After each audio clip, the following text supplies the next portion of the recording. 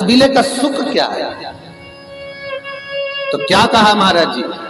भगवान शिव कहते हैं, अरे पार्वती, 1000 अश्वमेध यज्ञ में अग्नि कुंड के अंदर पूर्ण आहुति पर जो गोला समर्पित किया जाता है और एक बेल, एक बीला बैसाख महीने में जो मुझे समर्पित कर देता है, उसको 1000 अश्वमेध यज्ञ का पुण्य फल प्राप्त हो जाता है। मात्र एक बेल।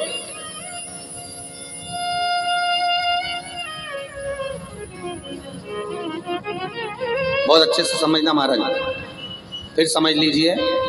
केवल सारे शिवलिंग में एक नर्मदेश्वर महादेव ऐसे होते हैं जिन पर कुछ भी चढ़ाओगे तुम खा सकते हो। भगवान को अगर भोग लगाया तो तुमने खा लिया। भगवान के शिवलिंग को अगर कोई वस्तु टच हो गई तो तुम पा सकते हो। मिठाई हो, चूरमा हो, लड्डू हो, पेड़ा हो, गुलाब जामुन हो, इमरती, भजिया, पकौड़ा, फल फ्रूट जो भी होगा वो पा सकते हो।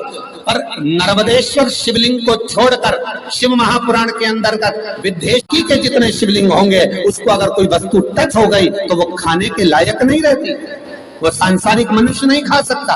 शंकर के मंदिर का प्रसाद संसार का मनुष्य उसको ग्रहण नहीं कर सकता। उसको केवल बैरागी, त्यागी, जिसने घर छोड़ दिया, परिवार छोड़ दिया, अपने कुटुंब कबीले को छोड़ दिया, केवल वही पा सकता है। ये शिव महापुराण की विदेश्वर संहिता कर रही है।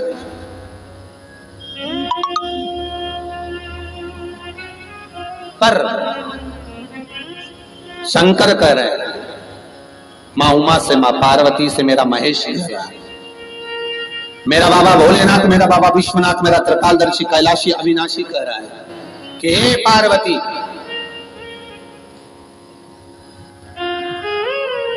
एक बीला, एक बेल जो मुझे समर्पित करता है, और समर्पित करने के बाद उस बेल की महत्वता देखिए, जो बैसाख महीने में बाबा शंकर को जो चढ़ाया जाता है, और 1000 अश्वमेध यज्ञ का पुण्य फल हम प्राप्त कर लेते हैं मात्र एक फल चढ़ाकर, मात्र एक फल चढ़ाकर।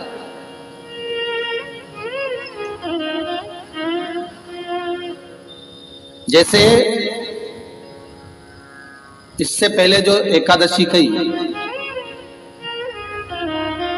जिसको त्रिविधि एकादशी भी कहते हैं,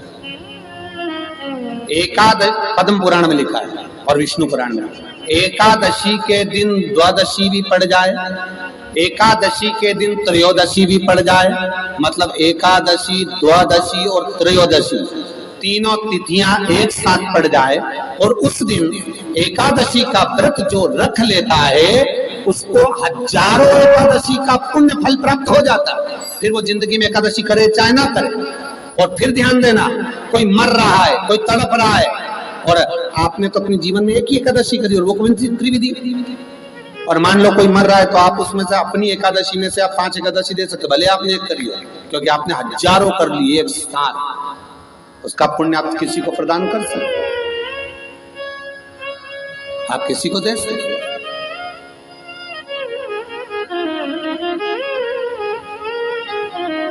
उसी तरह हे पार्वती, संसार का मनुष्य जब मुझे वो बेलपत्र समर्पित कर, वो बेल का फल समर्पित करता है, पार्वती वो फल जो मुझे चढ़ता है, फिर मैं भले नर्मदा के जल से निकला हुआ कंकर शंकर क्यों ना हूं, फिर चाहे मैं गंगा के जल से निकला हुआ कंकर शंकर क्यों ना हूं, चाहे फिर मैं यमुना के जल से निकला हुआ कंकर शंकर क्यों ना हूं, चाहे मैं सरयू के जल से निकला हुआ कंकर शंकर क्यों ना हूं, चाहे मंदाकिनी के जल से निकला हुआ कंकर शंकर क्यों ना हूं, हे पार्वती, फिर जो भी शिवलिंग पर वो बेल समर्पित होता है, वो बेल उठाकर जीव अपने कार्य में ले सकता है। ये माँ उमा से कह रहे हैं। तो उस बेल की महत्वता जानेंगे। अब अपन उस बेल को जानने के लिए वापिस स्कंद पुराण में चले, तो स्कंद पुराण में लिखा हुआ है कि जो बेल बैसाख के महीने में शंकर को चढ़ाया जाता है, वो बेल का फल उठाकर रख लिया जाता है। बैसाख के महीने में उस चढ़े हुए, बाकी का आपको बेल का फल खाना हो तो बात दूसरी, पर चढ़ा हुआ जो बेल का फल है वो पूरा बैसाख नहीं खाना। बैसाख के बाद में अगला जो महीना आए, उस महीने के अंदर उस फल के अंदर का गुर्दा निकालकर उसको सुखा लीजिए, और सुखाकर जिस व्यक्ति को पथरी की बीमारी हो और जिस व्यक्ति को पेट में बहुत भोजन पचता ही नहीं है, पूरा शरीर पाचन क्रिया बेकार हो गई, उस व्यक्ति को केवल 7 दिन तक शंकर पर चढ़ा हुआ वो बेलपत्र प्रदान कर दीजिए, पथरी भी बाहर और पाचन क्रिया भी ठीक, जिंदगी भर तकलीफ नहीं। उस वैशाख में उस फल की इतनी महत्वता बाबा भोलेनाथ स्कंद पुराण, लिंग पुराण, नर्मदा पुराण, पद्म पुराण के अंतर्गत, शिव महापुराण के अंतर्गत वर्णन कर, उसकी महत्वता। वो बेल का फल साधारण नहीं हो सकता।